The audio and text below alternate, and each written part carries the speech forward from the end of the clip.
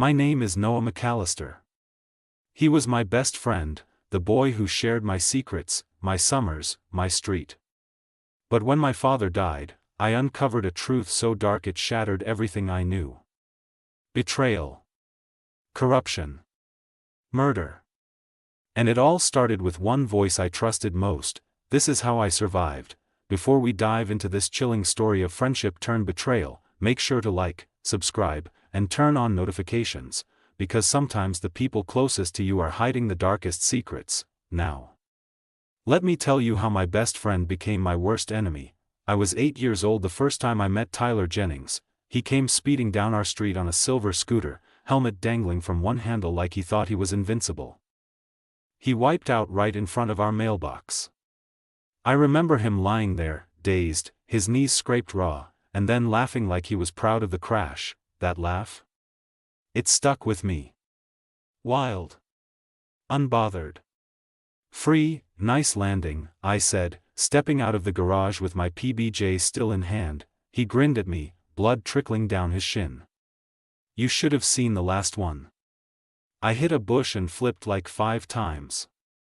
From that moment on, we were thick as thieves. Tyler lived 2 houses down in one of those big, newer builds with a 3-car garage and solar panels that practically blinded you at sunset. His dad, Roger Jennings, was some big-shot property developer who everyone in Overland Park seemed to respect or fear, sometimes both. His mom, Diane, wore pearls to mow the lawn. My family was different.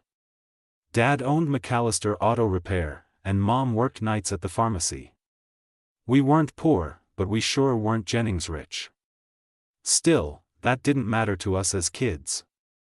Tyler didn't care that my jeans were hand-me-downs or that I didn't have a pool in my backyard. We climbed trees, built forts, snuck out to throw water balloons at passing cars. He once convinced me to spray paint our names on the back wall of the elementary school, said it would make us legends.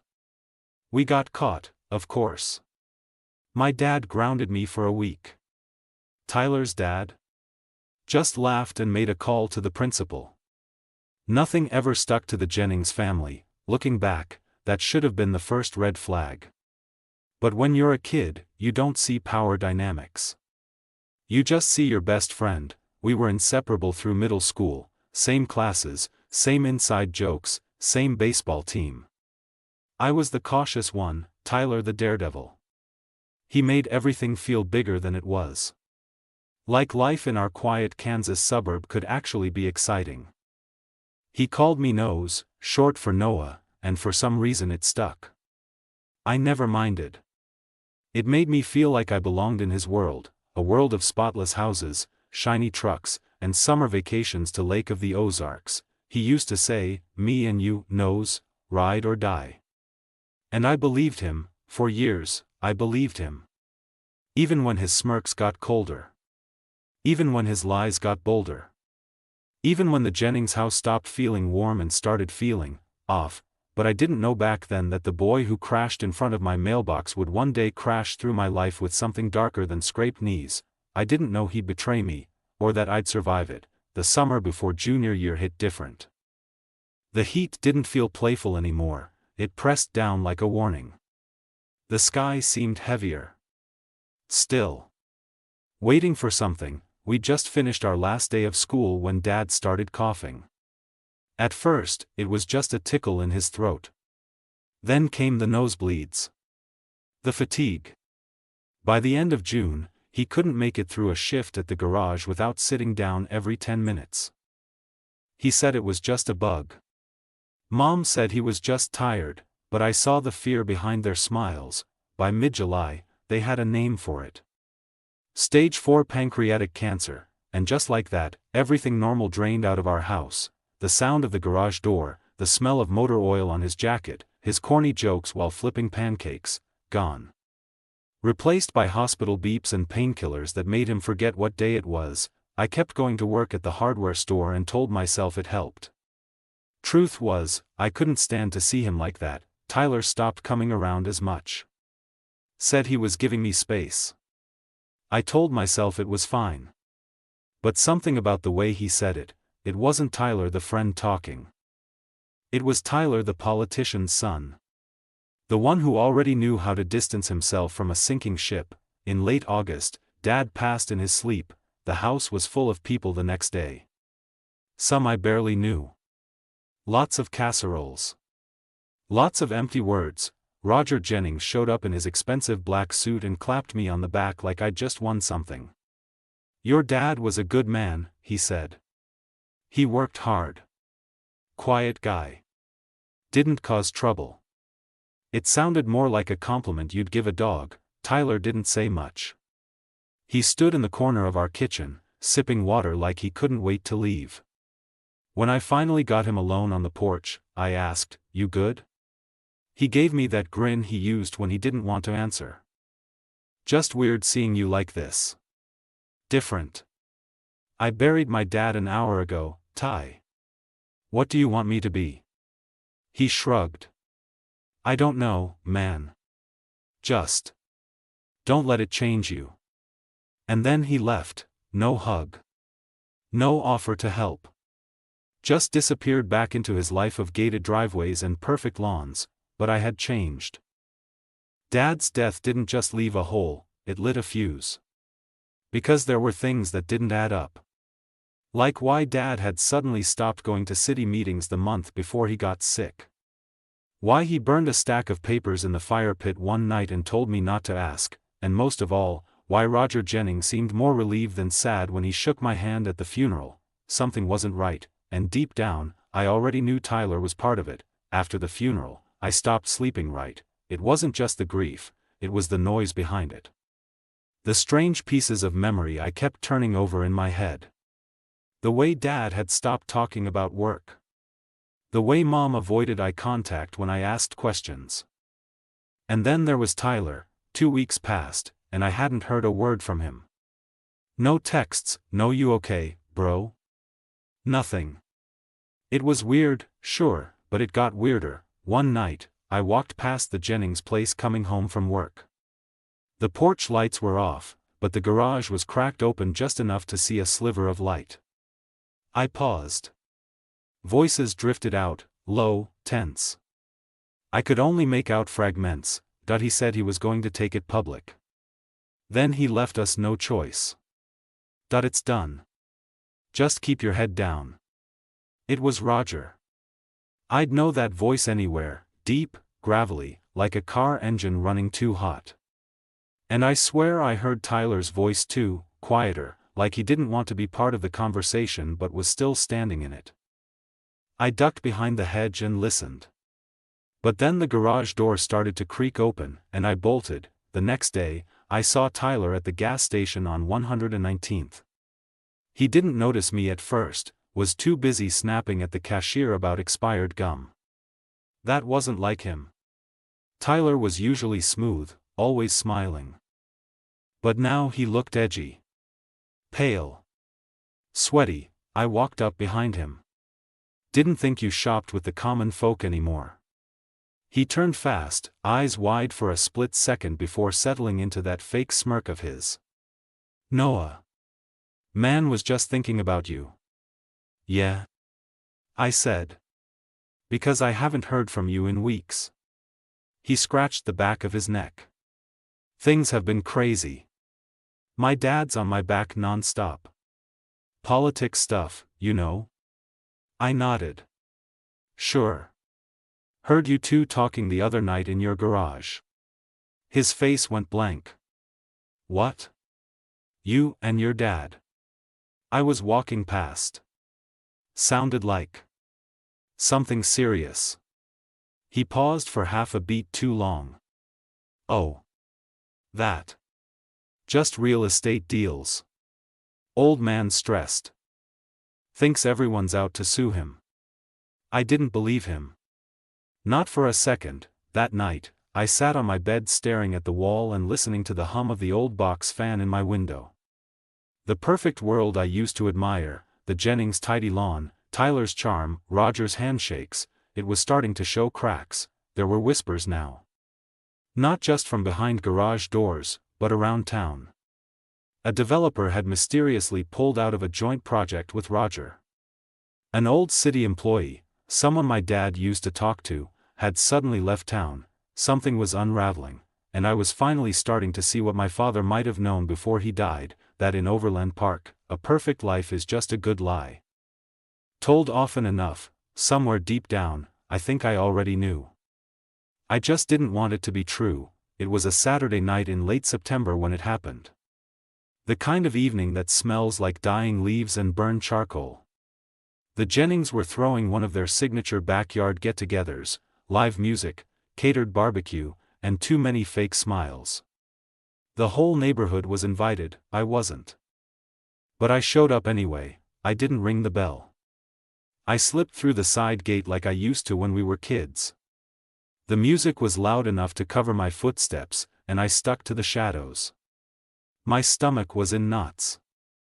I didn't know exactly what I was looking for, just that something was off. That's when I saw them. Through the glass patio doors, Tyler and Roger were in the den. The lights were low, and they didn't see me standing just outside, behind the thick hedge. Their voices came through the cracked window like a knife sliding under skin. "You said it wouldn't come back to us," Tyler hissed, pacing. "You said McAllister was just blowing smoke." Roger leaned forward in his leather chair, calm like a man used to control. He was blowing smoke. Right up until he started collecting names and files. Your friend's father got too curious. "So, what did you do?" Tyler asked, voice shaking. There was a pause. Then Roger said, flat as drywall, "Handled it." Quietly. My breath caught. "What does that mean?" Tyler demanded. Roger stood, slow and deliberate. "It means there's no body to exhume, no poison to trace. He was sick enough already. All it took was a little push. A delay in treatment. A favor from the right doctor. A signature never filed. Nothing criminal on paper, just the right cracks in the system." Tyler backed away from him. "Jesus, Dad." Roger's voice dropped to a near growl. "You think we built everything we have by playing it clean? You want to live in that house, drive that truck, wear that name, then you better learn how to shut up and carry on." The glass between us suddenly felt too thin. I stumbled back, heart racing, mouth dry. My father hadn't just died. He'd been eliminated, by them, by him, the man who shook my hand at the funeral. The man who patted my back and said my dad didn't cause trouble. No. Dad tried to stop trouble, and it killed him. I ran all the way home that night, breath ragged, pulse in my throat. I locked my door, pulled the curtains, and didn't sleep a second. Tyler Jennings wasn't my friend. He was the son of the man who murdered my father, and the worst part, he knew it. I didn't eat. I didn't sleep. I just kept hearing Roger's voice in my head, cold, matter of fact, like taking my father's life was just another item on his to-do list. Handled it. Quietly, every time I closed my eyes, I saw my dad in that hospital bed, frail and fading, gripping my hand like he still had something to say. Maybe he did. Maybe he tried. That's what led me to the garage. Dad's garage had always been a mess. Organized chaos, he called it. Wrenches in old coffee cans, sticky notes with weird shorthand, faded gas station calendars on the wall. But in all that clutter, I remembered one drawer he never let me touch. Top left. Rusty handle. Always locked. I used to think he kept cash in there. Or maybe his will, but that night, I wasn't guessing anymore. I was looking for answers. I picked the lock with a flathead screwdriver and an old guitar string. Took me 20 minutes and a bleeding knuckle. Inside? A single flash drive, labeled in Dad's scrawled handwriting, "For eyes that won't blink." That was something he used to say when he taught me to fix engines. You want to solve a problem, nose? You keep your eyes open. Don't blink. Don't flinch. That's how you learn what's real. I took the flash drive to my room and plugged it into my laptop. It was full. Dozens of folders. Documents. PDFs, emails. Maps. Names. I didn't understand half of it, but the picture started to come together. Roger Jennings wasn't just some greedy developer. He was behind a string of land deals across Johnson County that reeked of fraud, old folks' homes shut down for code violations, then magically flipped into luxury condos. Permits pushed through overnight. City planners mysteriously replaced, and right in the middle of it, my dad. His emails, notes, even scanned copies of forms he'd tried to file, warning about illegal zoning approvals. One draft email was never sent. It was addressed to a local reporter. I know I won't be believed. But if this gets out, someone might finally take a closer look. It was dated 2 weeks before his diagnosis. I stared at the screen, feeling something white-hot spread through my chest, not just rage. Not just heartbreak, resolve. Dad had seen what was happening. He was trying to expose it. And they silenced him before he could, but he'd left the truth behind. For me, for eyes that won't blink, I backed everything up, twice. One copy in the cloud. Another on a fresh drive, buried in a toolbox. I didn't know what my next move was yet. But I knew this: I wasn't going to flinch. I was going to finish what my dad started, even if it meant burning everything down to the studs. The text came out of nowhere: Tyler, bonfire at Shawnee Mission Park. Just like old times. You in? For a second. I just stared at it. My thumb hovered over the screen, every nerve in my body buzzing. Tyler hadn't messaged me in weeks. Not since I caught him and Roger behind that glass door, discussing how they handled my dad. Now he wanted a reunion. I didn't trust it. But I said yes, because I knew what he didn't. I had the truth, and he had no idea how close it was to catching fire. I wore a mic. Nothing fancy, just an old lapel recorder I borrowed from Mr. Garner at the hardware store. Said I needed it for a school project. He didn't ask questions. I tucked the recorder under my flannel and slipped a second flash drive into my back pocket. One copy of Dad's files stayed hidden in the garage. This one? This was bait. Tyler met me by the fire pit just after sundown. The flames crackled between us, casting flickers across his face. He looked different, tense, shadows under his eyes, like he hadn't slept either. He handed me a drink. I didn't touch it. Didn't think you'd come, he said, trying on that old easy grin. Yeah, well. Thought it might be nice to catch up. He poked at the fire with a stick. Look, I know things have been weird lately. With your dad and all. I raised an eyebrow. Weird? He's dead, Tyler. He flinched. I just mean. I don't want there to be bad blood between us. I let the silence hang. Let him squirm, then I leaned in. You know, I found something in Dad's garage. A flash drive. It has names. Documents. Emails. About your dad. His smile cracked. What are you talking about? You know exactly what I'm talking about. For the first time in our lives, Tyler didn't have a comeback. His hand tightened around the beer bottle. You shouldn't be digging around in stuff that doesn't concern you. It concerns me when my dad's dead and your family's still living like nothing happened. He looked around, checking if anyone was close enough to hear. The night was quiet except for the chirp of crickets and the occasional crackle of firewood. I don't know what you think you've got, he said, but it won't help you. My dad has friends. Real friends. The kind that make things disappear. I smiled for the first time. Not because I was amused, but because I finally had what I needed. Thanks, Tyler, I said. That's all I needed to hear. His eyes narrowed. What does that mean? I tapped my chest. It means I've been recording this whole conversation. He froze, and I walked away, calm, steady, like I had the weight of justice in my pocket. Because I didn't go home right after the bonfire. I drove. No music, no distractions, just the recorder in my pocket and my hands locked at 10 and 2. I didn't stop until I reached the Johnson County Sheriff's Office. It was nearly midnight, but I walked in like the sun was high and the truth hadn't waited long enough. The deputy at the front desk gave me a skeptical once-over. "You here to report something?" "Yeah," I said. "A murder. And a cover-up." That got his attention. Within minutes, I was sitting across from a detective in a small, windowless room. I gave him the flash drive from the garage. Then I handed over the recording. I told them everything.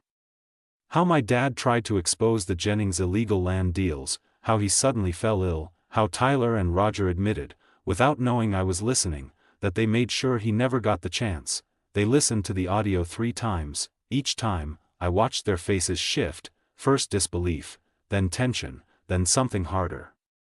"Anger. I don't know who your dad was," the detective finally said.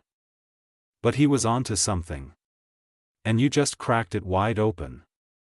The investigation moved fast after that. I guess when you have a powerful man talking about silencing a whistleblower on tape, things don't stay buried for long. By the end of the week, Roger Jennings was arrested at a fundraiser he was hosting for the mayor's re-election campaign. The irony? His photo was on the invite, smiling, holding a shovel at some groundbreaking ceremony. A builder to the end, news vans swarmed the Jennings estate the next morning. The neighbors stared from behind blinds. One of the local anchors said, "It's like the foundation of this neighborhood just shook loose." They had no idea how true that was. Tyler wasn't arrested right away. But he was pulled from school for family matters and, according to my friend Jess, was questioned for hours. They had the recording. His voice, admitting knowledge of the crime.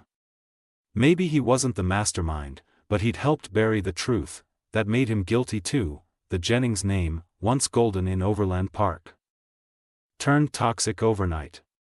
Their business contracts were suspended. Investors backed out. Friends vanished.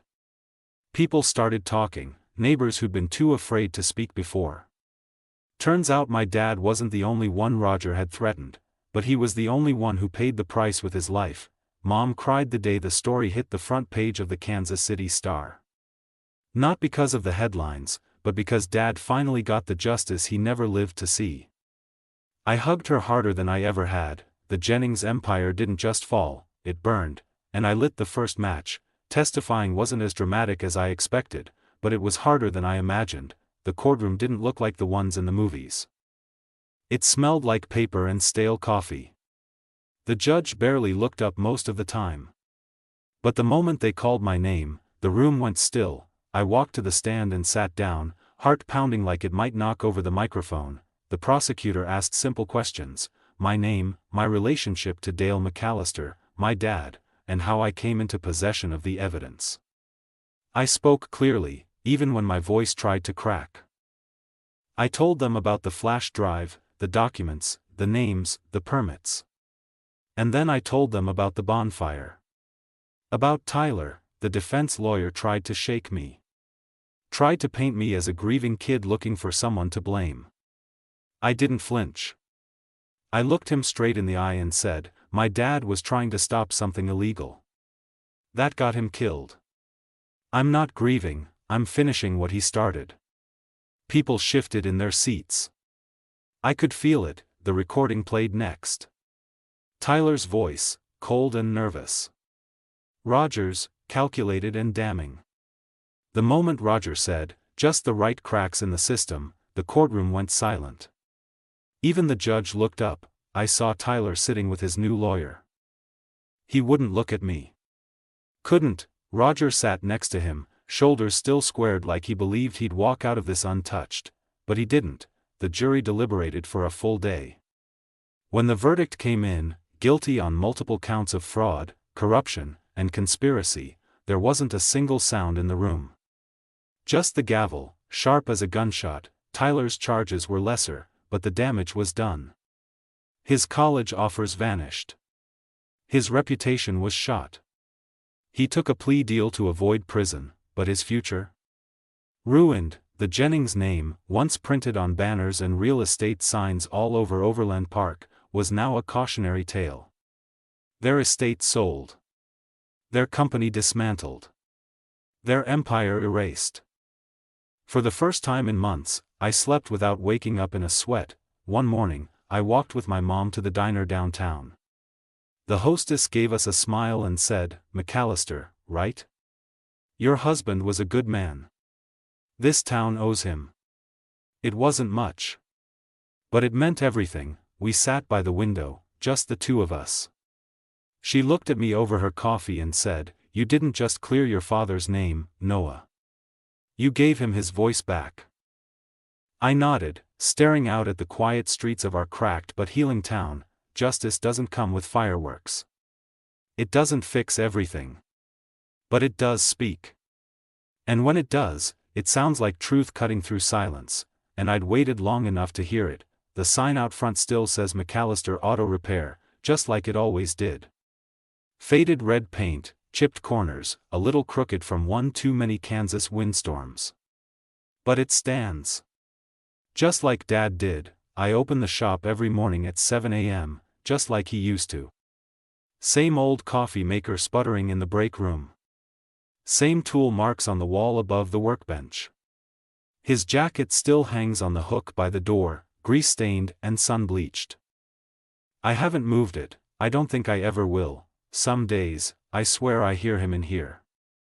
The creak of his boots on the concrete, the clink of a socket wrench hitting the floor, that low whistle he used to hum while rebuilding an engine. I'll turn around expecting to see him, even though I know I won't. Ghosts are like that. Not here, but not exactly gone either. The town's quieter now. People still talk, but the fear that used to hang in their voices when they said the name Jennings is gone. That name doesn't hold weight anymore. Doesn't mean power. It means consequences. Roger's behind bars. Tyler's gone, moved out of state, I heard. Some say he's trying to start over. I don't hate him. I did for a while. But hate eats more than it feeds. What he did can't be undone, but I've stopped letting it keep me up at night. Justice wasn't perfect. It never is. But it was enough. I kept the flash drive, Dad's drive. It sits in the safe behind the wall panel in the office, next to an old photo of him and me at a Royals game. He's holding up a foam finger. I'm holding a hot dog. We were both smiling like nothing bad could ever happen. Now I know better. And I think that's okay, because knowing what darkness looks like has made me appreciate the light a whole lot more. I get customers now who knew Dad. Old-timers, some younger folks, even a few who used to avoid our family when the rumors were thick. They come in for oil changes and tune-ups, but some just want to talk. They tell me stories about my dad, how he once fixed someone's brakes for free when they couldn't afford it, or stayed late to help a stranded kid get home. They remind me why he risked everything to stand up to someone like Roger Jennings. Not for glory, not for payback, but because the truth mattered to him. And now it matters to me, too. He once told me, "Keep your eyes open, nose. Don't blink when it gets hard. That's when it counts most." I didn't blink, and now, every bolt I tighten, every engine I fix, every kid I hand a soda from the mini fridge in the corner, it's all part of the legacy he left behind. Quiet. Steady. Unshaken, just like the man who built this garage. If this story kept you on the edge of your seat, don't forget to like, subscribe, and hit that bell icon so you never miss another twisted tale of betrayal and survival. Got thoughts about Noah's journey or a story of your own? Drop a comment below. I'd love to hear it. Thanks for watching, and remember, sometimes the quietest people carry the loudest truths.